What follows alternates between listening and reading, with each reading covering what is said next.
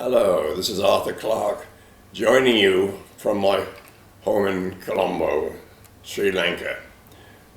I'm delighted to be part of this event to mark Cassini's flyby of Iapetus. I send my greetings to all my friends known and unknown who are gathered for this important occasion. I only wish I could be with you, but I'm now completely wheelchaired by polio and have no plans to leave Sri Lanka again. Thanks to the World Wide Web, I've been following the progress of Cassini-Huygens from the time it was launched several years ago. As you know, I have more than a passing interest in Saturn. And I was really spooked in early 2005 when the Huygens probe returned sound recordings from the surface of Titan. This is exactly what I described in my 1975 novel Imperial Earth, where my character is listening to the winds blowing over the desert plains. Perhaps that was a foretaste of things to come. On September 10, if everything goes according to plan, Cassini would give us our closest look at Iapetus, one of Saturn's most interesting moons. Half of Iapetus appears as dark as asphalt, and the other half is as bright as snow. When Cassini discovered Iapetus in 1671, he could only see the bright side. We had a better glimpse when Voyager 2 flew past in August 1981, but that was from almost 1 million kilometers away. In contrast, Cassini is going to come within a little over 1,000 kilometers of Iapetus.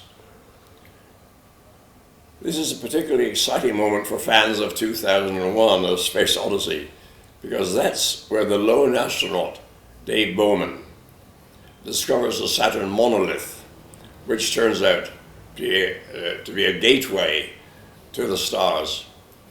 Chapter 35 in the novel is titled The Eye of Iapetus, and it contains this passage. Iapetus was approaching so slowly that it scarcely seemed to move, and it was impossible to tell the exact moment when it made the subtle change from an astronomical body to a landscape only 50 miles below. The faithful verniers gave their last spurts of thrust, then closed down forever. The ship was in its final orbit, completing a revolution every 3 hours at a mere 800 miles an hour, all the speed it was necessary in this feeble gravitational field. More than 40 years later, I can't remember why I placed the Saturn monolith on Iapetus. At that time, in the early days of the space age, Earth-based telescopes couldn't show any details of this celestial body. But I've always had this strange fascination for Saturn and its family of moons. By the way, that family has been growing at a very impressive rate. When Cassini was launched, we knew of only 18 moons. I understand it's now 60 and counting. I can't resist the temptation to say, my God, it's full of moons. But in the movie, Stanley Kubrick decided to place all actions on Jupiter, not Saturn. Why this change?